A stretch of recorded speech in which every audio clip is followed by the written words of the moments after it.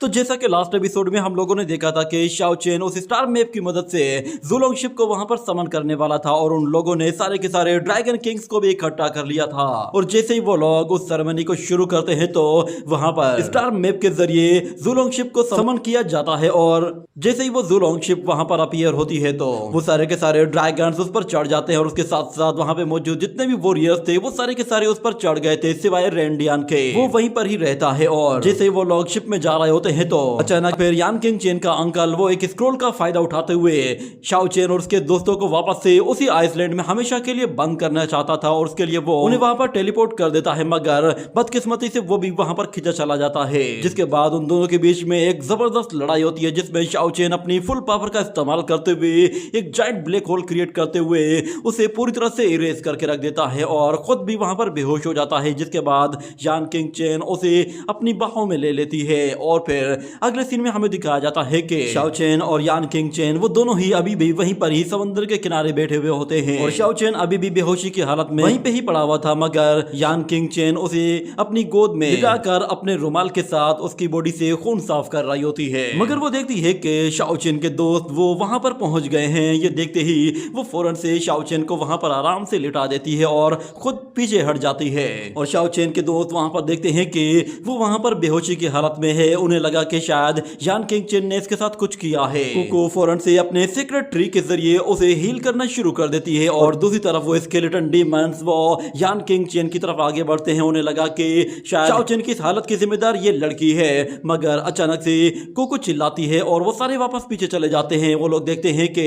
Shao chain को होश आ चुका है, जिसके बाद वो उसे सीधा उठाकर बिठा देते हैं और किंग यामाओ से कहता है कि आखिर यहाँ पर क्या हुआ था, वो बंदा कहाँ चला गया। जिस पर शाओ चेन उसे बताता है कि तुम्हें अब टेंशन लेने की जरूरत नहीं है, मैंने उसे ठिकाने लगा दिया है, चलो अब हमें भी यहाँ से चलना चाहिए। ये कहते हुए वो अपने कपड़े उठाता है और उन्हें दोबारा से पहन लेता है। जिसके बाद वो यान किंग चेन को इग्नोर करके वहां से जा रहा होता है, जिस पर यान किंग चेन भी बहुत ही अजीब सा फील करती है और किंग यामाओ से वहां से जाते हुए इशारा करता है कि चली जाओ यहाँ से। वो लोग उसे आजाद कर देते हैं, मगर यान किंग चेन उनसे दूर नहीं रहना चाहती थी। जिसके बाद वो शाओ चेन को रोकने के लिए कहती है और कहती है कि मुझे बचाने के लिए तुम्हारा बहुत बहुत शुक्रिया। मगर शाओ चेन कहता है कि मैं लोगों को बचाता नहीं, सिर्फ मारता हूँ और मैंने तुम्हें बचाने के बारे में कभी भी नहीं सोचा। ये कहकर वो वहां से आगे जाता है तो यान किंग चेन वो हल्की सी सांस लेती है और फिर वो शाओ चेन से कहती है कि मैं जानती हूँ कि तुम गुस्से में हो क्योंकि तुम मेरी वजह से ही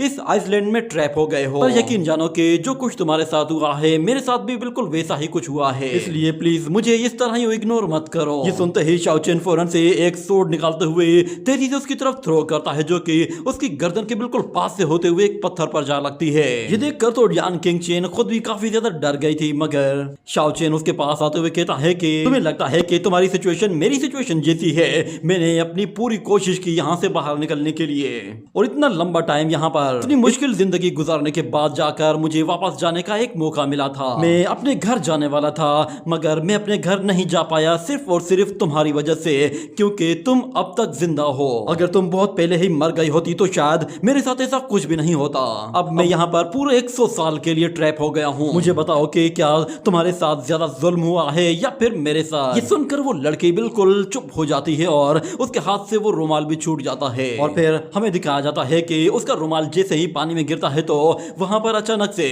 एक और फॉर्मेशन अपीयर हो जाती है, जिस पर वो लोग काफी ज्यादा हैरान होते हैं और वहां पर फिर से रेड डेविल की आवाज आती है और वो शाओ चेन से कहता है कि फौरन से वो सेक्रेटरी मेरे हवाले कर दो। ये कहते हुए वो कुकू की बॉडी से उस सेक्रेटरी को खींच कर निकाल लेता है और कहता है कि मैं फिलहाल कुछ दिन के लिए इसे अपने पास रखूंगा और इसके बदले में मैं डेविल किंग शिप को समन करके तुम्हें यहाँ से बाहर निकालने में मदद करूंगा ताकि तुम भी यहाँ से बाहर जा सको। ये बात सुनकर शाओ चेन बिल्कुल हैरान हो जाता है कि किंग की शिप भला यहाँ से बाहर कैसे ले जा सकती है। वो उस रेड डेविल से कहता है कि मैं भला तुम्हारी बात पे यकीन क्यों करूं। वो रेड डेविल कहता है मुझे अपने आप को सच्चा साबित करने की जरूरत नहीं, वैसे भी तुम्हारी वजह से ही मेरी मेमोरीज वापस आई हैं, इसीलिए मैं तुम्हें एक छोटा सा गिफ्ट देना चाहता हूँ और वो गिफ्ट यही है कि तुम उस शिप से यहाँ से बाहर जा सकते हो और उसे समन करने के लिए मैं पूरी मदद करूंगा। मगर फिर शाओ चेन उससे कहता है कि मुझे ऐसा क्यों लग रहा है कि तुम झूठ कह रहे हो, क्योंकि हम लोगों ने ज़ुलोंग शिप को समन करने के लिए सारे के सारे ड्रैगन किंग्स को इकट्ठा किया था, तब जाकर हम लोग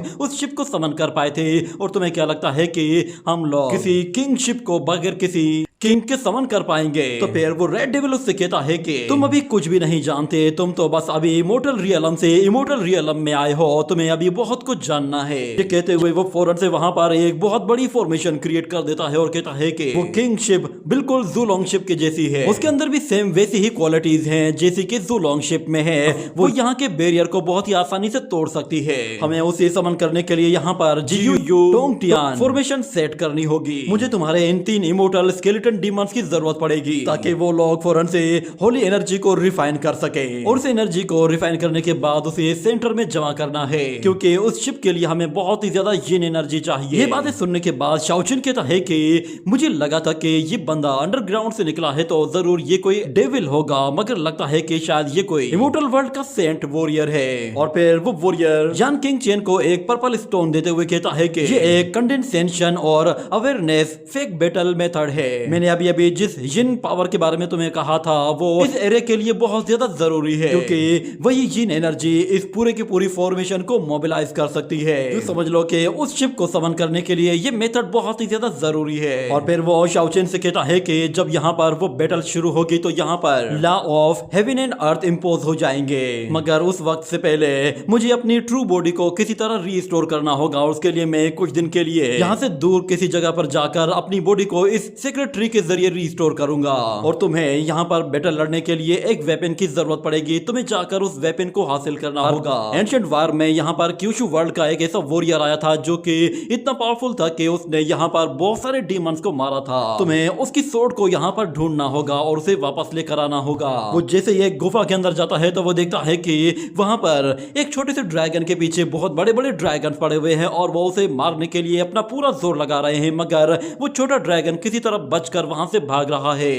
ये देखते ही शाओचिन पहचान जाता है कि ये छोटा ड्रैगन तो वही है जो कि उस टाइम बच गया था, मगर लगता है कि शायद इसकी जिंदगी अभी भी खतरे में है। उसे वहां पर उस सिचुएशन में देखते ही कोको उसकी मदद करने के लिए फौरन से उसके पीछे जाती है और जाते साथ ही उन ड्रैगन्स को फौरन से अपनी बबल एनर्जी के जरिए एक जगह लॉक कर देती है, जिसकी वजह से वो ड्रैगन्स एक जगह फंस जाते हैं। और वो छोटा सा ड्रैगन जब उन ड्रैगन्स को इस तरह देखता है तो वो फौरन से अपनी फायर पावर का इस्तेमाल करते हुए उन सारे के सारे ड्रैगन्स को पूरी तरह से डिस्ट्रॉय करके रख देता है। जिसके बाद वो काफी ज्यादा खुश तो होता है, मगर कुकू को देखकर वो और भी ज्यादा गुस्से में आ जाता है और कुकू उसे अपने साथ ले जाना चाहती थी, मगर वो साफ साफ मना करके वहां से जाने लगता है, जिस पर कुकू काफी ज्यादा उदास हो जाती है। और फिर शाओचिन को अपने सामने वहां पर एक सोर्ड दिखाई देती है, जिसे देखकर वो कहता है कि वो रेड डेविल जरूर इसी सोर्ड के बारे में बात कर रहा था जो कि किसी भी फॉरबिडन वॉरियर के साथ फाइट कर सकती है। मगर अचानक फिर वहां पर बहुत सारे पर्पल ड्रैगन्स अपीयर होते हैं जो कि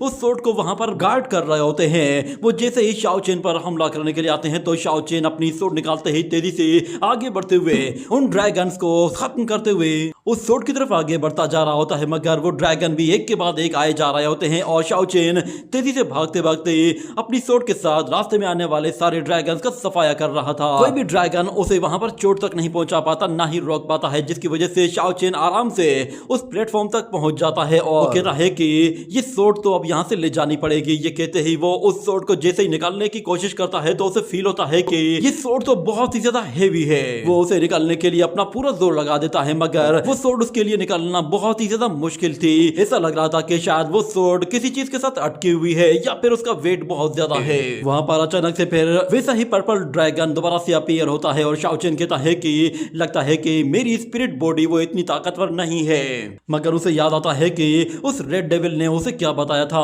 उसकी बातें याद करने के बाद वो दोबारा से अपनी पूरी पावर को यूज करते हुए वहां पर अपनी फुल स्पिरिट को यूज करता है, जिसके बाद हमें वहां पर उसकी एक स्पिरिट बॉडी दिखाई देती है जो कि फुल पावर के साथ उस सोर्ड को जैसे ही ऊपर की तरफ खींचती है तो वो सोर्ड वहां से बाहर निकल आती है और शाओचिन अपनी उसी सोर्ड के साथ उस पर्पल ड्रैगन पर जैसे ही हमला करता है तो वो ड्रैगन पूरी तरह से इरेज हो जाता है और उसकी सारी की सारी एनर्जी वापस से उसी क्यूशु सोर्ड के अंदर आ जाती है। शाओ चेन उस सोड के अंदर सारी एनर्जी एब्जॉर्ब करने के बाद उसे देखता है तो वो कहता है कि ये सोड तो एक टूटी हुई सोड है, आखिर ये क्यूशु वर्ल्ड से आए हुए कौन से वॉरियर की सोड है? क्या वो क्यूशु वर्ल्ड का सबसे पावरफुल वॉरियर था? जिसके बाद शाओ चेन वो कोको से कहता है कि क्या तुम चाहती हो कि हम इसे अपने साथ ले जाएं? ये कहने के बाद वो उस बीस्ट से कहता है कि क्या तुम हमारे साथ इस आइसलैंड से बाहर जाना चाहोगे? मगर वो ड्रैगन उन्हें इग्नोर करके वहां से जा रहा होता है, जिसके बाद शाओ चेन के दिमाग में एक आइडिया आता है। वो उस ड्रैगन से कहता है कि मैं जानता हूं कि तुम्हें ड्रैगन किंग्स के साथ फाइट करनी है और तुम्हें उनसे लड़ने के लिए अब उन्हें ढूंढना पड़ेगा, क्योंकि वो तुम्हें अब इस आइसलैंड में नहीं मिलने वाले। वो सारे के सारे ड्रैगन यहाँ से जा चुके हैं। ये सुनकर वो छोटा ड्रैगन बिल्कुल हैरान हो जाता है और शाओ चेन की तरफ देखता है। तो फिर शाओ चेन कहता है कि मैं जानता हूं कि वो सारे ड्रैगन किंग्स कहां गए हैं। अगर तुम मेरे साथ वहां जाना चाहते हो तो मैं तुम्हें वहां पर ले जा सकता हूं, मगर उसके लिए तुम्हें मेरे साथ चलना होगा। ये कहने के बाद वो छोटा ड्रैगन मान जाता है, जिस पर कुकू बहुत ज्यादा खुश होती है। वो लोग उस सोड को लेकर वापस से उसी फॉर्मेशन वाली जगह पर वापस आ जाते हैं, जहां पे शाओ चेन देखता है कि उसके तीनों के तीनों स्केलेटन डीमन दोस्त वो वहां पर उस एनर्जी को रिफाइन करते हुए सीधा उसके सेंटर पर इकट्ठा कर रहे हैं, ताकि वो लोग उस फॉर्मेशन को ज्यादा से ज्यादा एनर्जी प्रोवाइड कर सकें। और यान किंग चेन वो उसके बिल्कुल बीचों बीच खड़ी हुई होती है, उसके हाथ में एक छोटा सा जेड स्टोन होता है। और इस तरफ हमें दिखाया जाता है कि वो रेड डेविल वापस से शाओ चेन के बिल्कुल सामने आ जाता है और वो कहता है कि मैंने अपनी ट्रू बॉडी को पूरी तरह से रीस्टोर कर लिया है। अब ये डिवाइन ट्री मेरे किसी काम का नहीं, तो मैं तुम लोगों को वापस कर रहा हूँ। सेक्रेट ट्री को जैसे ही वापस करता है तो कुकू फौरन से अपना वो ट्री वापस ले लेती है और उस ट्री को लेकर वो उस छोटे से ड्रैगन को दिखाती है, जिस पर वो ड्रैगन भी काफी ज्यादा हैरान होता है और कोको जानबूझकर यहाँ वहां भागती है और वो ड्रैगन भी फिर उसके पीछे पीछे जाता है। उस छोटे से ड्रैगन को देखते हुए वो रेड वॉरियर कहता है कि ये नन्हा सा ड्रैगन यहाँ पर बड़े बड़े ड्रैगन के साथ लड़ते हुए बड़ा हुआ है और अब सारे के सारे ड्रैगन किंग्स यहाँ से जा चुके हैं, तो अब इसके यहाँ पर रहने का कोई फायदा नहीं, क्योंकि ये यहाँ पर ज्यादा ग्रो नहीं कर पाएगा। इसीलिए बेहतर यही है कि तुम इसे अपने साथ यहाँ से ले जाओ। ये कहने के बाद वो खुद वहां से गायब होकर दोबारा से उसी फॉर्मेशन के बिल्कुल सेंटर पे जा खड़ा हो जाता है और उन लोगों से कहता है कि चलो तो उस शिप को समन करना शुरू करते हैं। ये कहने के साथ ही वो 9 नेदर वर्ल्ड टेक्निक को यूज करते हुए अपनी एनर्जी उन पोर्टल्स के जरिए ट्रांसफर करते हुए उन्हें एक्टिवेट करने की कोशिश करता है, जिसके लिए उसे बहुत ज्यादा एनर्जी कंज्यूम करनी पड़ रही थी। और इस तरह वो रेड वॉरियर पे शाओ चेन से कहता है कि एक मर्तबा ये प्रोसेस शुरू हो गया तो उसके बाद यहाँ पर एक हेवन वॉरियर अपीयर होगा, तो मैं उसके साथ जरूर लड़ना होगा, क्योंकि वो वॉरियर यहाँ पे हर एक चीज को सप्रेस करने की कोशिश करेगा। और एक बात याद रखना कि वो वॉरियर अगर हमारी इस फॉर्मेशन को इंटरप्ट कर देता है तो हमारा प्रोसेस रुक जाएगा और दोबारा हमें इस प्रोसेस को स्टार्ट करने के लिए फिर से बिल्कुल जीरो से शुरू करना पड़ेगा और इसमें हमें फिर कई साल लग जाएंगे। इसीलिए तुम्हें मुझे भी प्रोटेक्ट करना होगा और साथ में इस फॉर्मेशन को भी। ये कहते हुए वो फौरन से उस फॉर्मेशन को एक्टिवेट करना शुरू करता है और उसके साथ साथ उसकी सारी की सारी एनर्जी को उसके कोर में ले जाता है, जिसके बाद हम देखते हैं कि वहां पे मौजूद जितने भी सर्कल्स होते हैं वो पूरी तरह से एनर्जी से चार्ज हो जाते हैं और फिर वहां पर बहुत ही ज्यादा क्लाउड्स आ जाते हैं, जहां से बहुत ज्यादा बिजली कड़कने लगती है और शाओ चेन वो देखता है कि वहां पर अचानक से कोई आने वाला है। इतने में हमें दिखाया जाता है कि उन क्लाउड्स के बीच में से कुछ रिंग्स अपीयर होते हैं और उन रिंग्स के बीच में से कुछ बड़े बड़े पोर्ट्स नीचे आते हैं, जो कि सीधा फॉर्मेशन वाली जगह के बिल्कुल पास जाकर गिरते हैं, जिससे वो पूरी जमीन ही हिल कर रह जाती है और वो स्केलेटन डीमन वो अपनी रिफाइनमेंट को रोक देते हैं। मगर जैसे ही वहां पर वो दूसरा वाला पोल आकर गिरता है तो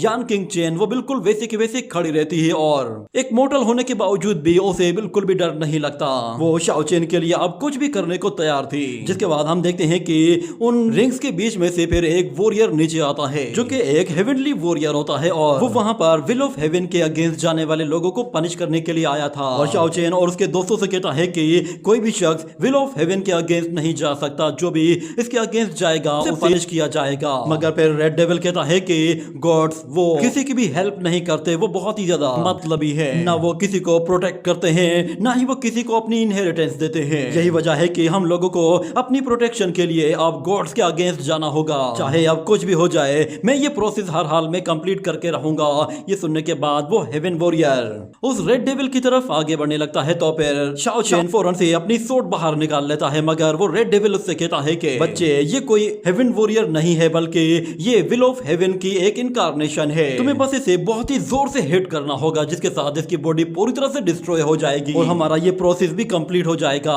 ये सुनते ही शाओ चेन फौरन से अपनी फुल पावर को एक्टिवेट कर देता है और दिल में कहता है कि मैं यहाँ पर पिछले 1 साल से लोगों के साथ फाइट कर रहा हूँ। क्या मेरा ये एक्सपीरियंस मुझे ऑफ हेवन के अगेंस्ट लड़ने में मदद देगा या नहीं? क्या मैं अपनी पास्ट की ग्लोरी को दोबारा से हासिल कर पाऊंगा या नहीं? कहने के बाद वो जैसे आगे बढ़ने लगता है तो सामने मौजूद वो इनकारनेशन उन लोगों से कहती है कि इस वर्ल्ड के अपने कुछ रूल्स हैं और जो भी शख्स इन रूल्स को तोड़कर रेस्ट्रिक्शन से बाहर निकलने की कोशिश करेगा उसे पनिश किया जाएगा। मगर दूसरी तरफ शाओ चेन उन चेन से बचते हुए आगे की तरफ जा रहा होता है और वो रेड डेविल पर शाओ चेन से कहता है कि तुम्हें इस वॉरियर को हर हाल में हराना होगा। तुम ये भूल जाओ कि ये कोई हेवन वॉरियर है तो तुम इसे नहीं हरा सकते। तुम्हें बस अपनी कल्टीवेशन पर भरोसा करना होगा और इस पर इतनी जोर से वार करना होगा कि ये एक ही अटैक में ढेर हो जाए। ये सुनने के बाद शाओ चेन तेजी से आगे बढ़ने लगता है और उसके अटैक से बचते हुए फौरन से उसके करीब चला जाता है और हम देखते हैं कि वो बंदा जैसे ही चेन्स के साथ हमला करता है तो शाओ चेन फौरन से उसकी बॉडी के बिल्कुल ऊपर चला जाता है और उसके ऊपर जाते ही अपनी सोर्ड से वार करते हुए सीधे नीचे की तरफ चला जाता है। मगर उन सोर्ड अटैक का उस वॉरियर पर कोई खास फर्क नहीं पड़ा था। ये देखने के बाद शाओ चेन फिर से हमला करने के लिए आता है और उसकी टांगों पर वार करता है, मगर फिर से कोई फायदा नहीं होता। ये देखने के बाद शाओ चेन पर एक अगला अटैक और भी ज्यादा जोरदार करता है, मगर वो देखता है कि उसके अटैक तो उस जायंट वॉरियर को खरोच तक नहीं पहुंचा पा रहे। मुझे इसे किसी न किसी तरह तो हराना होगा, इसकी कोई ना कोई तो वीकनेस जरूर होगी। इतने में वो उसके फोरहेड की तरफ देखता है तो वहां पर एक रेड मार्क बना हुआ नजर आ जाता है, जिस पर वो कहता है कि जरूर यही वो वीकनेस होनी चाहिए जिससे मैं इस वॉरियर को हरा पाऊंगा। उस रेड स्टोन से ही ये सारी एनर्जी इसकी बॉडी में आ रही है। मुझे वहां तक हर हाल में पहुंचना होगा, मगर ये चेन्स मेरा रास्ता रोक रही है। मगर चाहे अब कुछ भी हो जाए मेरा रास्ता कोई भी नहीं रोक पाएगा। ये कहने के बाद वो तेजी से आगे बढ़ते हुए उन चेन्स के ही ऊपर चढ़ जाता है। वो हेवन वॉरियर अपनी चेन्स को यहाँ वहां घुमाता है, मगर शाओ चेन उसकी चेन से नहीं उतारता और उसके ऊपर से ही भागते हुए उसके करीब जाने की कोशिश करता है ताकि वो उसके रेड स्टोन पर हमला कर सके। और जैसे ही उसके करीब पहुंचता है तो उस पर ड्रैगन सोड टेक्निक को यूज करते हुए उस पर जैसे ही हमला करता है तो उस तरफ विल ऑफ हेवन वॉरियर कहता है कि तुम्हें हेवन की डिसरेस्पेक्ट पर पनिश किया जा सकता है। ये कहते हुए वो अपनी फुल पावर यूज करते हुए शाओ चेन के अटैक को डिस्ट्रॉय करते ही उसे वापस पीछे धकेल देता है। इस अटैक की वजह से शाओ चेन थोड़ा सा इंजर्ड हो गया था, मगर वो हार मानने को तैयार नहीं था। देखकर शाओ चेन कहता है कि मुझे उस रेड स्टोन को हर हाल में डिस्ट्रॉय करना ही होगा, मगर उसकी पोजीशन बिल्कुल खराब है, वहां तक पहुंचना बहुत ही ज्यादा मुश्किल है। मगर फिर वहां पर कोको और वो छोटा सा ड्रैगन भी आ जाते हैं। उन्हें देखकर शाओ चेन कहता है कि ठीक है, तो फिर तुम दोनों को अब मेरी मदद करनी होगी। वो उस ड्रैगन से और कोको से कहता है कि तुम लोग इसका ध्यान भटकाओ ताकि मैं फौरन से वो स्वॉर्ड हासिल कर सकूं और इस पर सही जगह निशाना लगाकर हमला कर सकूं। ये कहते हैं वो फौरन से आगे की तरफ बढ़ते हैं और कोको और वो ड्रैगन दोनों ही उड़ते हुए उस जायंट बॉडी की तरफ चले जाते हैं और उस पर ऊपर से जाकर हमला करना शुरू कर देते हैं, जिसकी वजह से वो हेवन वॉरियर उन्हें अपने आप से दूर हटाने के लिए अपने चेन्स का यूज करता है। और दूसरी तरफ शाओ चेन वो अपनी उसी क्यूशु सोर्ड की तरफ जाता है और जाकर उस सोर्ड को उठा लेता है,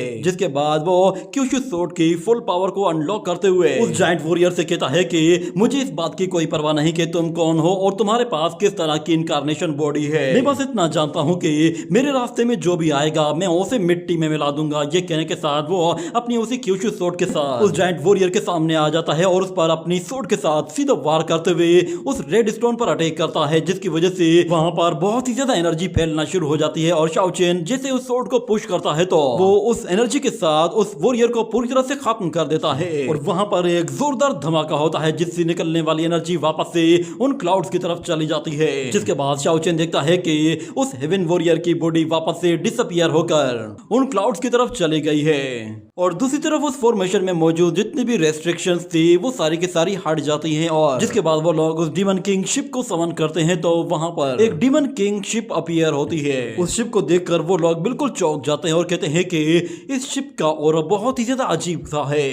ऐसा फील हो रहा है कि जैसे ये शिप कोई एंशिएंट डीमन किंग शिप है, पता नहीं ये शिप कहां से आई है। मगर इस तरफ वो रेड डेविल फौरन से शाओ चेन और उसके दोस्तों को टेलीपोर्ट करके वापस से उस शिप तक पहुंचा देता है और उन लोगों से कहता है कि अब तुम्हारा आगे का सफर इस शिप से ही होगा। ये कहने के बाद हम देखते हैं कि उस शिप में बहुत सारे घोस्ट होते हैं, मगर अचानक उन घोस्ट के आते ही वहां पर एक फ्लैग आ जाता है जो कि उस रेड डेविल ने वहां पे बीच उसमें इंस्टॉल कर दिया था और वो सारे के सारे घोस्ट उस फ्लैग की वजह से वहां से भाग जाते हैं। और इस तरह पे रेड डेविल उससे कहता है कि जब तक तुम यहाँ से बाहर नहीं निकल जाते इस फ्लैग को यहाँ से बाहर मत निकालना, क्योंकि ये शिप एक डीमन एंसेस्टर की है। जिसके बाद शाओ चेन उससे कहता है कि क्या वो मर चुका है। तो रेड डेविल कहता है कि उसके ट्रेसेस को ढूंढना बहुत ही ज्यादा मुश्किल है, पर अब तुम्हारे जाने का वक्त हो चुका है। ये कहने के बाद वो फौरन से अपनी एनर्जी के जरिए उस शिप को पूरी तरह से चार्ज करते हुए वहां से पीछे धकेल देता है। वो शाओ चेन जाते जाते कहता है कि मेरा एक और सवाल था, आखिर तुम हो कौन? मगर वो रेड डेविल उसे अपना नाम नहीं बताता और कहता है कि इस लड़के के अंदर कुछ तो ऐसी खास बात है कि जो मुझे एंशिएंट वॉरियर्स के बीच में फील होती थी। वो शाओ चेन से कहता है कि बच्चे जल्दी से बड़े हो जाओ, क्योंकि आगे चलकर तुम्हें बहुत बड़ी बड़ी मुसीबतों का सामना करना है। ये कहने के बाद वो ऊपर की तरफ देखता है तो उसे ऊपर वहां पर एक बहुत ही बड़ा टावर दिखाई देता है और इस तरफ हमें दिखाया जाता है कि शाओ चेन की वो शिप बहुत ही तेजी से आगे बढ़ रही होती है और वो लोग अब बहुत जल्द ड्रैगन आइलैंड को क्रॉस करने वाले होते हैं, जिस पर शाओ चेन कहता है कि इस शिप की स्पीड को देखते हुए ऐसा लग रहा है कि शायद हम लोग 3 दिन के अंदर चेंगशेन कॉन्टिनेंट पहुंच जाएंगे। वो लोग वहां पर एक बहुत बड़े ड्रैगन पिलर के सामने से गुजरते हैं जो कि ड्रैगन आइलैंड में आने का दरवाजा होता है और फिर हमें दिखाया जाता है कि वो लोग 2 दिन लगातार उस पानी में सफर कर रहे होते हैं और इसी बीच में यान किंग चेन को शाओ चेन से बात करने का मौका मिल जाता है और वो उससे कहती है कि तुम अब बहुत जल्द चेंगशेन कॉन्टिनेंट पहुंचने वाले हो, क्या तुम वहां पर कोई प्लानिंग करके जा रहे हो कि तुम्हें वहां पे क्या करना है? तो शाओ चेन कहता है कि मुझे वहां पर जाकर किसी को ढूंढना है या फिर मुझे कोई ऐसा मेथड तलाश करना है जिससे मैं क्यूशू वर्ल्ड जा सकूं। मैं बस एक मर्तबा कोशिश करके देखना चाहता हूँ। मगर यान किंग चेन कहती है कि ये इमोर्टल रियलम है। वैसे भी तो लोअर वर्ल्ड के जितने भी कल्टीवेटर्स हैं वो हमेशा से अपनी कल्टीवेशन को बढ़ाकर इसी इमोर्टल वर्ल्ड में आने के ख्वाब देखते हैं और तुम तो वैसे भी यहाँ पर पहुंच गए हो, तो फिर तुम अब यहाँ से वापस क्यों जाना चाहते हो? ये सुनने के बाद वो अपने हाथ की तरफ देखता है। उसके हाथ में अभी भी रूशुई का दिया हुआ ब्रेसलेट होता है। जिसके बाद वो यान किंग चेन से कहता है कि वहां पर अभी भी कोई ऐसा है जिसकी मैं परवाह करता हूँ और उसके लिए मुझे वापस वहां जाना ही होगा। ये सुनकर यान किंग चेन थोड़ी देर के लिए खामोश हो जाती है और फिर वो शाओ चेन से कहती है कि इमोर्टल रियलम से आज तक कोई भी बंदा वापस से लोअर वर्ल्ड में नहीं गया, ना ही आज तक किसी को इसका कोई मेथड मालूम पड़ा है। मगर शाओ चेन कहता है कि हो सकता है कि मैं कोई रास्ता ढूंढ लूं, इसीलिए तो गॉडेस लानुओ ने मुझे चेंगशेन कॉन्टिनेंट में कोई मेथड ढूंढने के लिए कहा है। पर अगर यहाँ पे वाकई में किसी को वापस जाने का कोई रास्ता मालूम नहीं है तो भी मैं फिर भी कोशिश करता रहूंगा और शायद मैं खुद से अपना कोई नया रास्ता क्रिएट कर लूं जिससे मैं वापस जा सकूं। और हमें दिखाया जाता है कि उन लोगों की शिप वो उस कॉन्टिनेंट के बिल्कुल करीब पहुंच गई थी और शाओ चेन वो शिप के बिल्कुल सामने खड़ा होकर उस कॉन्टिनेंट की तरफ देख रहा होता है और पीछे यान किंग चेन उससे कहती है कि तुम्हारा चेंगशेन कॉन्टिनेंट आने वाला है। तो शाओ चेन वहां पे खड़ा होकर उसे देख रहा होता है, मगर पीछे हमें दिखाया जाता है कि यान किंग चेन की पावर्स वो अनलॉक हो चुकी होती हैं, जिसके बाद वो आहिस्ता आहिस्ता आगे बढ़ने लगती है और उसके विंग्स भी वापस आ जाते हैं और वो अपनी फुल पावर के साथ उसकी तरफ आगे बढ़ रही थी। ड्रैगन आइलैंड में तो उसने अपनी पावर्स को सप्रेस किया हुआ था, मगर यहाँ पे उसकी फुल पावर्स अनलॉक हो चुकी थी और ऐसा फील हो रहा था कि जैसे वो शाओ चेन को मारने के लिए जा रही है। मगर जैसे वो उसके करीब जाती है तो उसे कुछ विजुअल्स दिखाई देते हैं, जैसे कि वो शाओ चेन के फ्यूचर को देख रही हो, जैसे कि उसे फ्यूचर में किन किन लोगों से निमटना पड़ेगा। उसे लगा कि शायद आगे चलकर उसके अनडेड इमोर्टल सेक के लोग ही शाओ चेन के लिए बहुत बड़ा खतरा बन जाएंगे और हो सकता है कि वो लोग शायद उसे मार डालें। ये देखने के बाद वो काफी ज्यादा डर जाती है और हम देखते हैं कि अपनी एनर्जी से उस पर अटैक करती है, मगर हमें दिखाया जाता है कि वो शाओ चेन के चारों तरफ एक पावरफुल डोमेन बना देती है और अपनी एनर्जी को उसकी बॉडी के अंदर ट्रांसफर करने के लिए वो फौरन से अपनी सीड कास्टिंग मेथड को यूज करती है, जिसके लिए वो अपने एक जायंट लोटस का इस्तेमाल करती है और अपनी एनर्जी को शाओ चेन की बॉडी के अंदर ट्रांसफर करते हुए सोल सीडिंग मेथड को यूज करती है ताकि वो उसकी बॉडी के अंदर उसके साथ जिंदा रह सके। वो शाओ चेन से कहती है कि मैं नहीं जानती कि आगे चलकर इमोर्टल वर्ल्ड में तुम किस तरह सरवाइव करोगे, पर मैं नहीं चाहती कि कोई तुम्हारी इंसल्ट करे या फिर तुम्हारे साथ कुछ उल्टा सीधा हो। तुमने मेरी जिंदगी बचाई थी तो आज मैं उस एहसान का बदला चुका रही हूँ। ये कहते हुए वो अपनी फुल पावर उसकी बॉडी के अंदर डाल देती है, जिसकी वजह से उसकी अपनी पूरी बॉडी डेड हो हो जाती है और वो एनर्जी फॉर्म में कन्वर्ट होकर शाओ चेन की बॉडी में चली गई थी। और शाओ चेन जैसे ही अपनी आंखें खोलता है तो हमें दिखाया जाता है कि उसका पावर लेवल अपग्रेड हो चुका होता है और उसके पीछे बड़े बड़े विंग्स आ चुके होते हैं। और इसी के साथ ये एपिसोड और ये सीरीज यहीं पे ही एंड हो जाती है। इस सीरीज का सेकंड सीजन कब आएगा इसके बारे में कुछ भी मालूम नहीं है, मगर जैसे ही कोई अपडेट आएगी मैं आप लोगों को बता दूंगा। मगर फिलहाल के लिए सीजन 1 कंप्लीट हो चुका है।